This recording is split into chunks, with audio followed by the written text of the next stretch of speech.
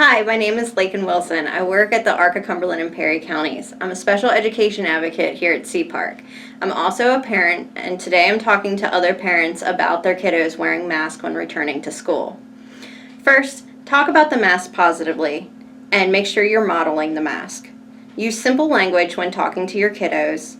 Be patient with your kids. Make sure that you provide choices.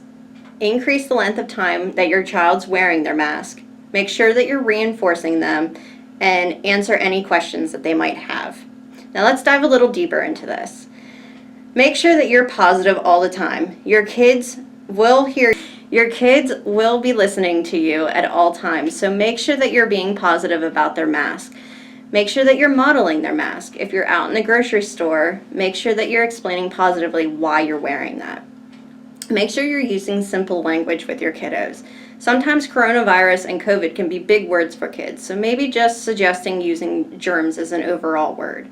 Make sure that you're explaining it as simply as you can. Be patient with your kiddos. There's a lot of unknowns right now, and this can cause anxiety, even within ourselves, but especially for your kids. So make sure that you are patient with them. Also, when trying to address some of these anxieties, having control over those situations help. Make sure that you provide choices with them. This could include different type of mask.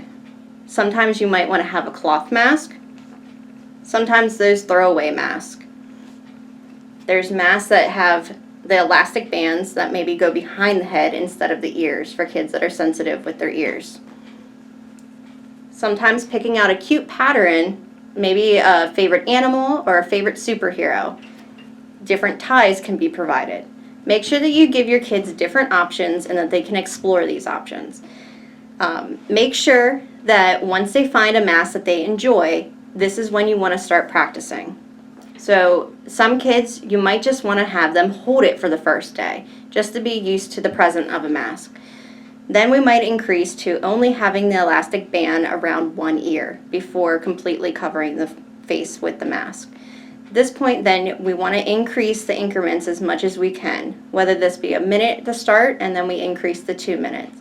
Make sure any successful time lengths we are reinforcing your kids. You know what their motivators are. It could be a thumbs up, good job buddy. It could be a little dance break, and even maybe just having the motivation of taking the mask off for the break. So you know your kids best. Make sure you find what motivates them. And finally, make sure that you answer their questions. I know there's going to be a lot of unknowns and you might not always have the answers. Make sure that you address the answers as best as you can, but take the time to answer their questions. This will help alleviate some of the unknowns for them. Again, just recapping, be positive, model the mask, use simple language, be patient with your kids, provide choices, increase the length of time that you have them wearing the mask, reinforce them, and make sure that you're answering any questions that they may have. Again, my name is Laken Wilson here at 𝐶PARC.